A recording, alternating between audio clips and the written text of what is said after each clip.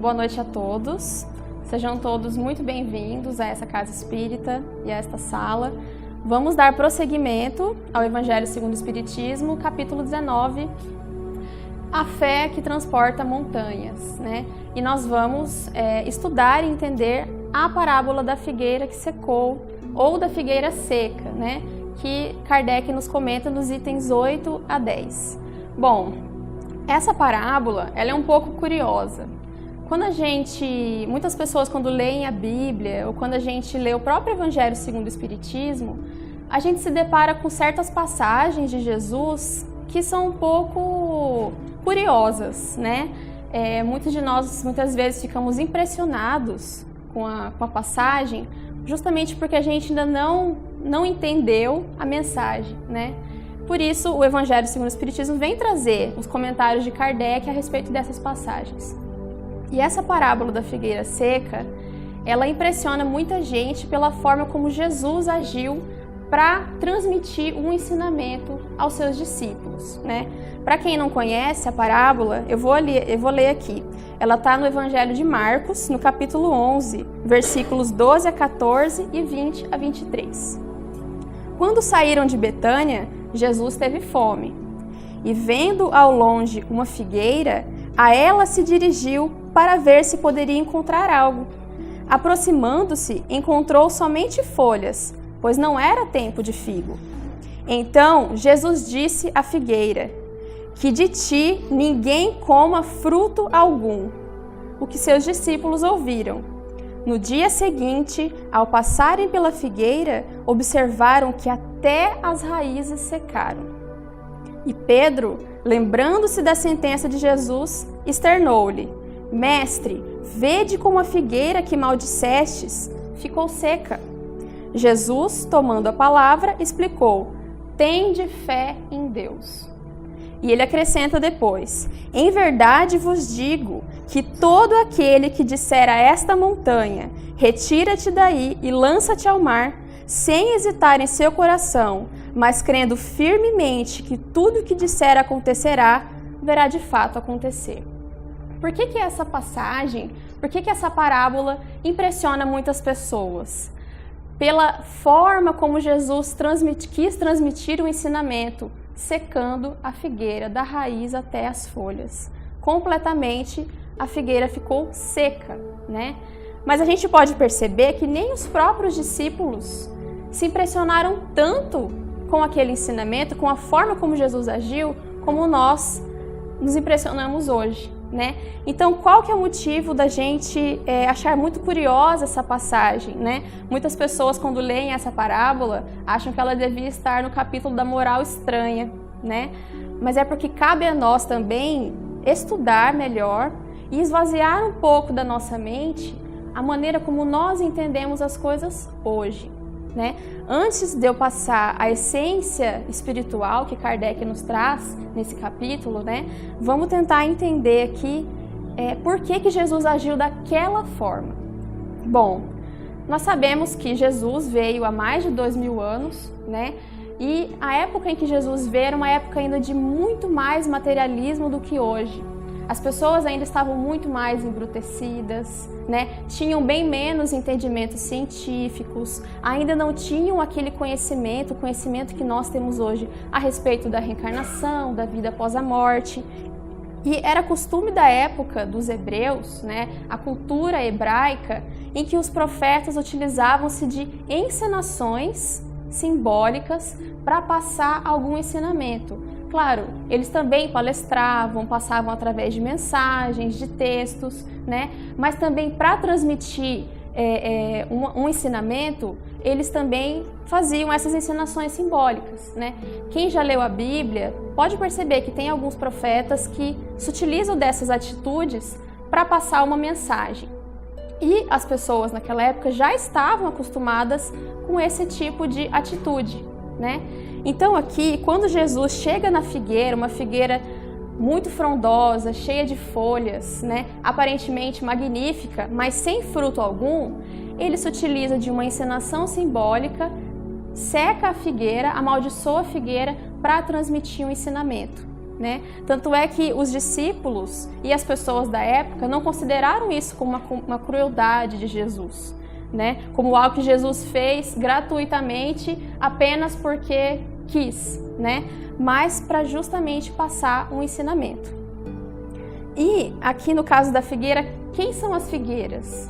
Somos nós somos como a figueira, né? A figueira, que é uma árvore muito frondosa e muito magnífica, né? Tem muitas folhas, muitas flores e seus frutos.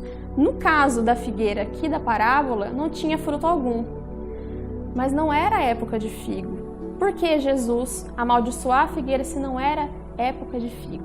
Aí a gente vem entender a explicação de Kardec, né? Lá no item 9, Kardec explica: a figueira que secou é o símbolo das pessoas que somente ostentam a aparência do bem, mas em realidade nada produzem de bom.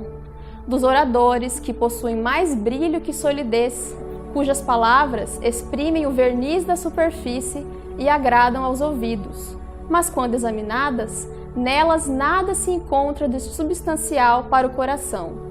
Após ouvi-las, pergunta-se qual proveito se extrai delas. Então, mais uma vez, é o símbolo das pessoas que somente ostentam a aparência do bem, mas não produzem nada.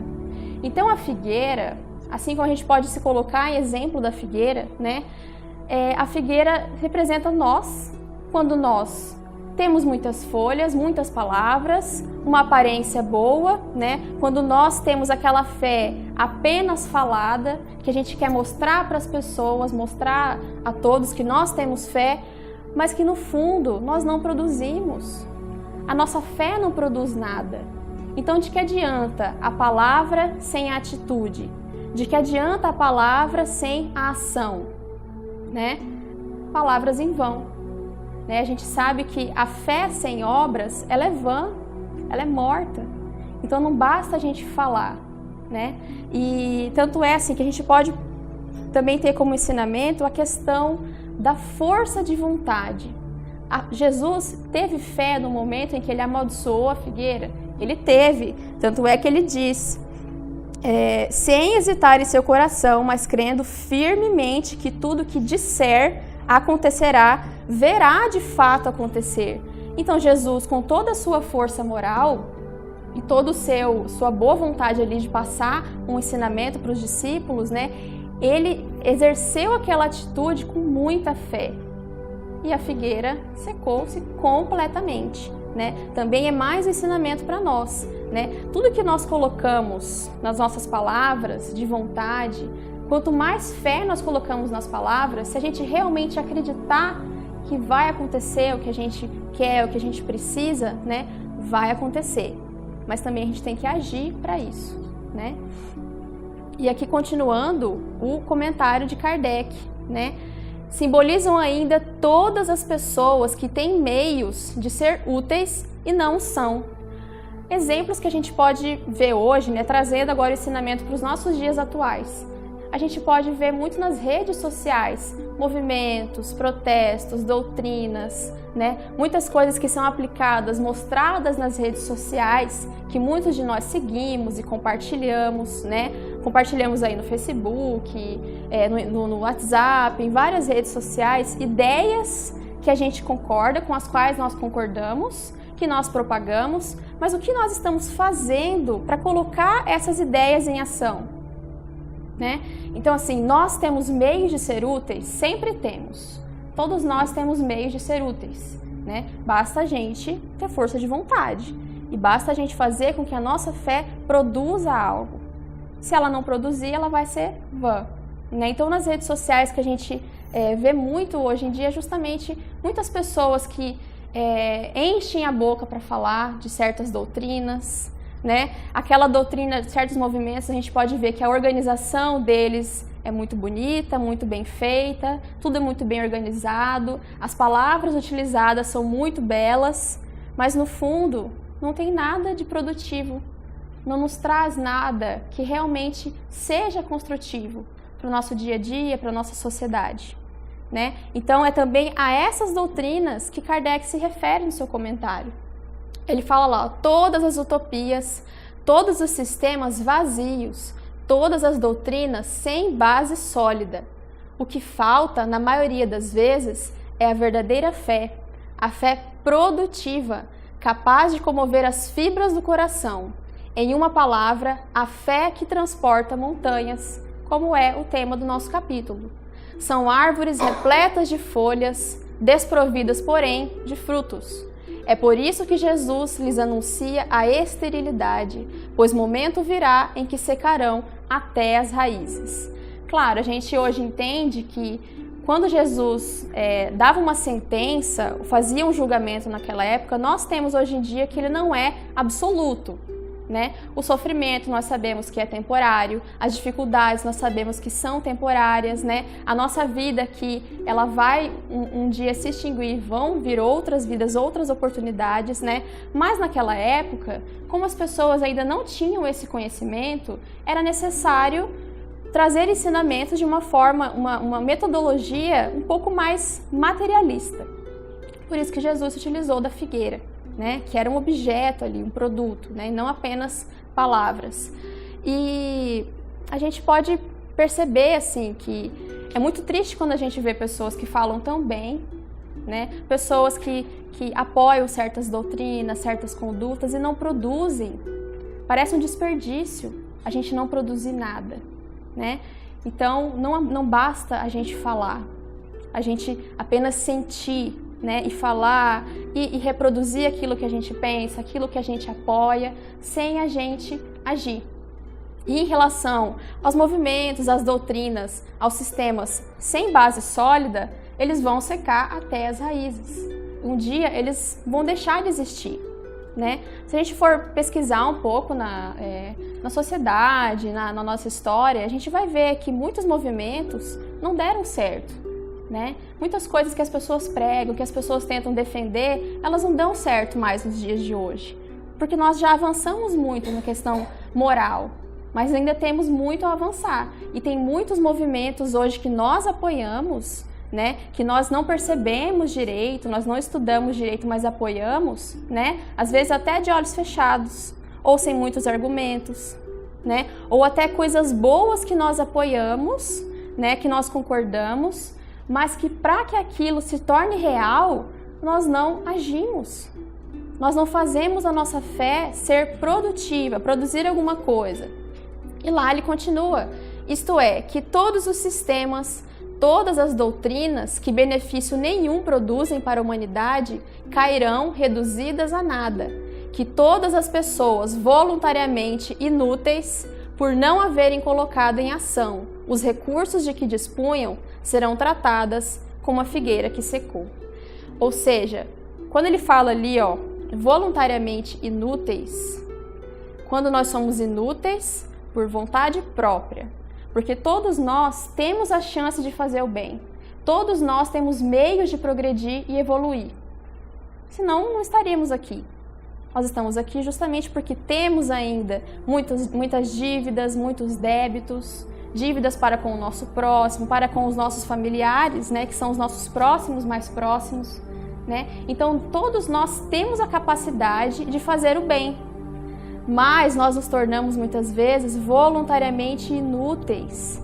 Essas pessoas que falam e apoiam movimentos, né, e que utilizam muito da aparência para se mostrar com fé, para se mostrar que tem atitude ou um voluntário, na verdade, tem meios de ser úteis e não são. Não são por quê? Porque não querem, porque não têm vontade. Aí aqui tem um caso que eu acho muito curioso, que é lá do livro Alvorada Cristã, é a lição O Aprendiz Desapontado, do espírito Neio Lúcio, e o médium é o Francisco Cândido Xavier. E aqui tem os personagens ali, como mostra na imagem, né? Um menininho, um burrinho de carga e um mensageiro de Jesus, né? E assim, para falar bem sucintamente da historinha, eles estavam descansando, né, em um campo, e chega esse mensageiro de Jesus pedindo auxílio para poder mover algumas pedras ali perto, né, para montar ali um laguinho, fazer um paisagismo, né? E o menino pode ver até na afeição dele que ele se admira com a presença do mensageiro de Jesus. E ele já consegue identificar quem que pode ser esse mensageiro, né? Opa, é um espírito de luz, né? Já vou perguntar para ele. E ele pergunta, né? Como faço para chegar ao reino dos céus? Eu quero ir para o paraíso. Como faço para chegar lá? E o emissário de luz, cheio de força moral, responde, né? Primeiro, obediência. Segundo, trabalho. Obedecer e trabalhar. E daí ele começa a pedir auxílio, né? Vamos mover algumas pedras, vamos montar aqui um laguinho, né? Vamos trabalhar. E o menino fala, todo amuado, não posso, tô doente, não quero. E o emissário chama várias vezes, né? E ele fala, não posso, não quero, não tenho vontade, não queria trabalhar, claramente, né? E daí ele pede ajuda ao burrinho de carga, e o burrinho de carga auxilia, todo cheio de boa vontade, auxilia ele, né? E vai assim toda a historinha, os dois trabalhando e o menino só assistindo. Aí toda hora que o emissário chegava para pedir ajuda, não posso, tô doente, não consigo, sou muito fraco, sempre dando desculpa para não trabalhar. No final da história, quando os dois já terminaram ali o trabalho no campo, né? Vê que ficou um resultado muito belo e o menino percebe que o mensageiro já está partindo, né? E o mensageiro ele agradece ao burro, abraça ao burrinho e na hora de se despedir o menino chega, mensageiro de Jesus, quero ir para o paraíso. Como faço para ir para o paraíso? Como faço para ir para o reino dos céus? Aí o mensageiro, cheio de força moral, vira para ele e fala, o paraíso não foi feito para gente preguiçosa. Obedeça e trabalhe, e verá o reino dos céus. E vai e volta para sua pátria espiritual, né? É uma mensagem muito grande, né? O paraíso não foi feito para gente preguiçosa, gente que não quer nada, gente que sempre dá desculpa para não trabalhar. E o menino fica muito desapontado, mas disposto a mudar de vida. Ou seja, ele sabe que existe o reino de Deus, o reino dos céus. Ele sabe que existe um lugar muito distante, né, que nos espera. Mas não queria trabalhar. Ou seja, a fé sem obras.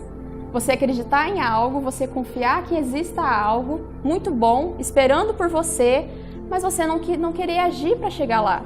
Você não queria trabalhar. E o paraíso foi feito para gente preguiçosa? Não.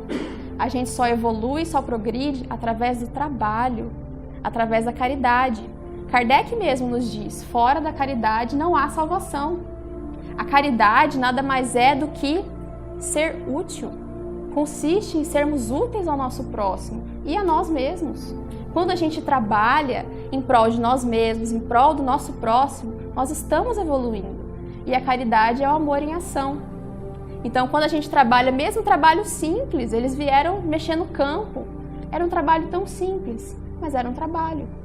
E era uma forma de colocar aquilo que ele acreditava em ação.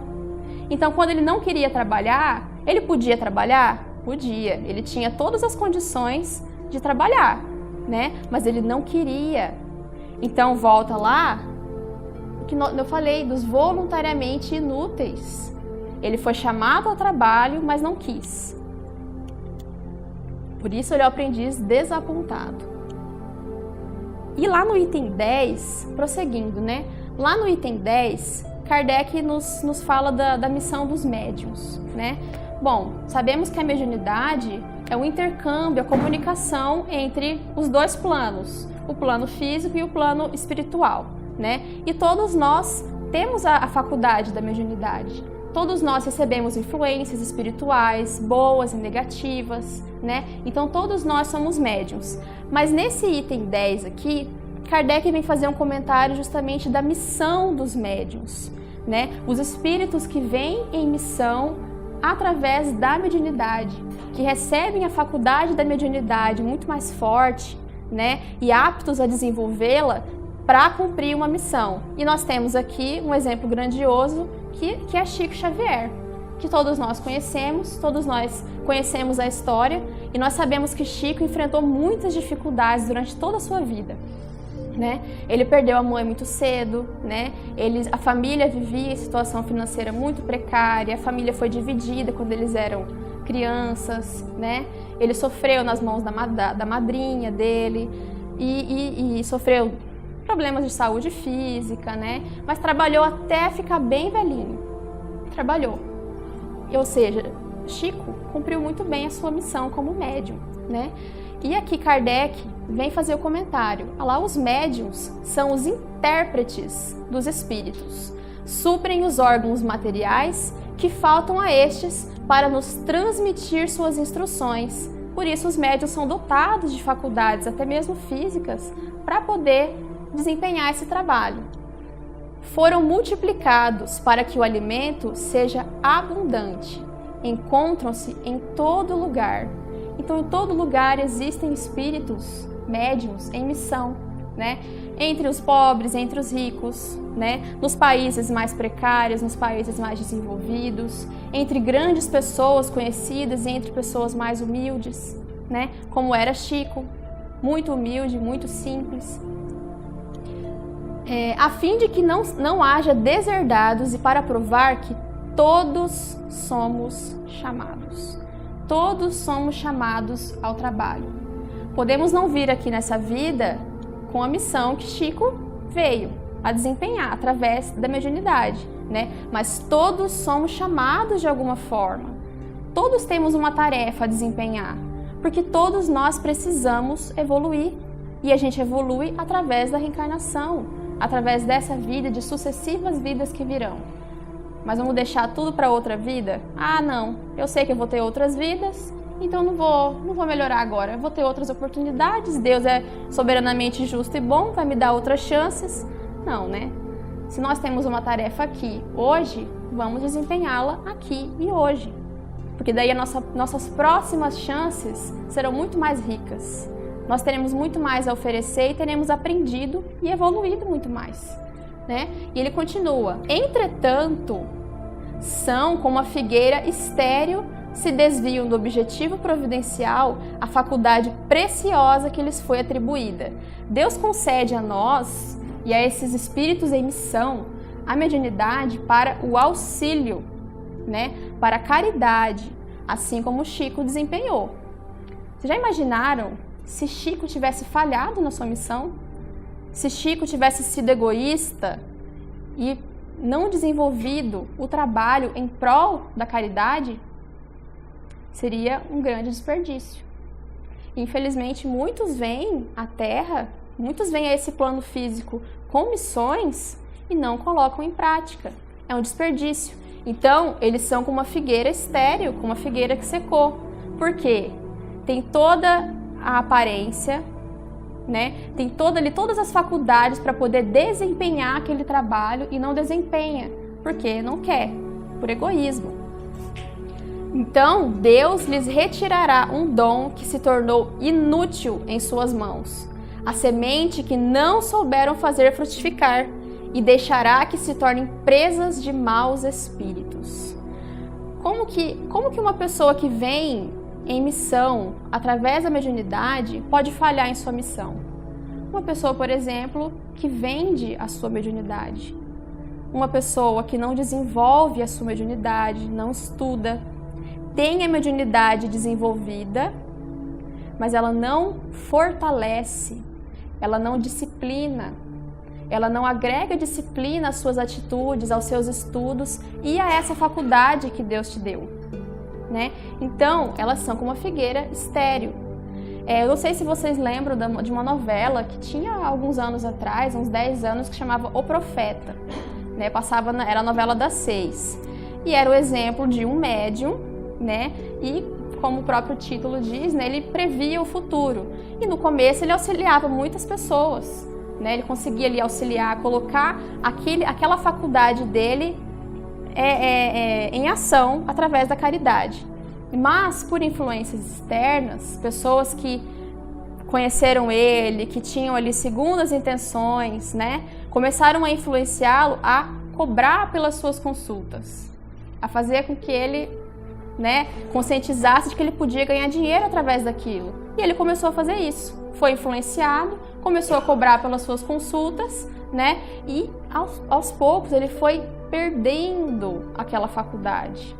Ele fazia previsões falsas, ele já não conseguia se lembrar das coisas, não conseguia se concentrar. Por quê? Se você está sendo um inútil com essa sua faculdade, Deus vem e retira de você, mesmo que progressivamente, mesmo que aos poucos, ele vem e retira.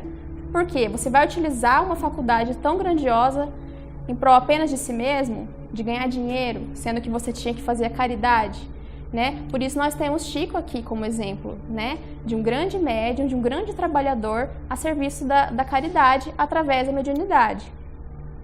Mas aí, vamos voltar aqui na parte do todos somos chamados, que Kardec fala. Se todos somos chamados, por que nós não desempenhamos muitas vezes as nossas funções?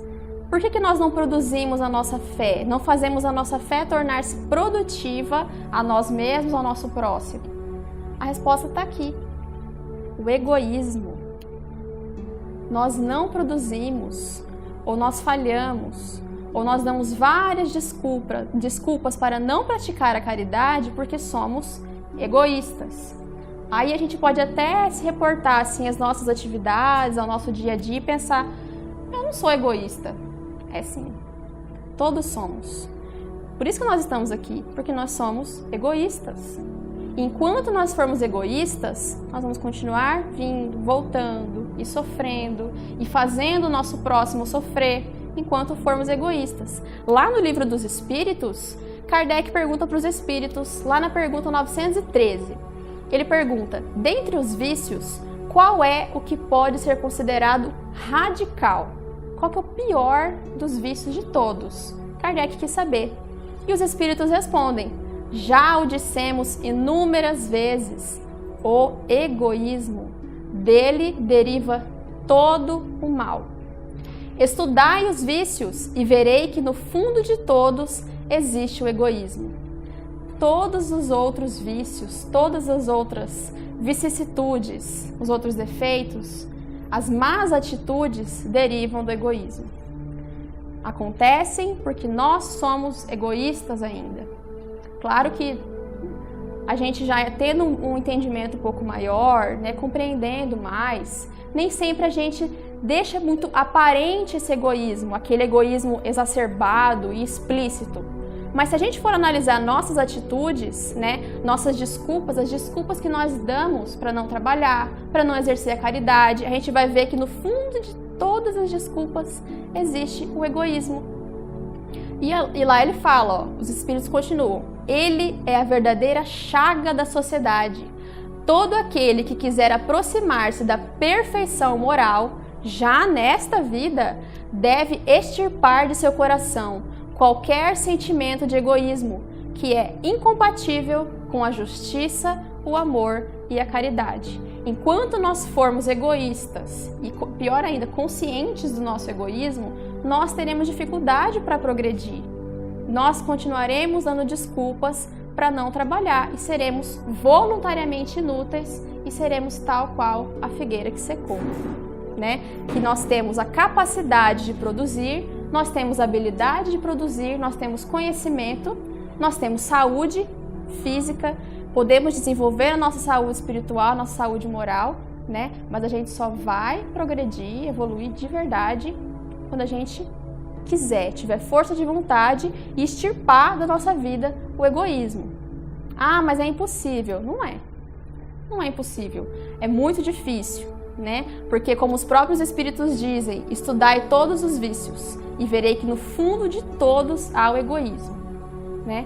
Então, assim, a partir do momento que a gente entende a parábola da figueira, que a gente começa a lembrar das nossas próprias atitudes, a gente vê que no fundo de todas elas, todas as nossas desculpas, todas as nossas faltas, existe lá no fundo um egoísmo que é nosso e que a gente insiste em colocar em prática.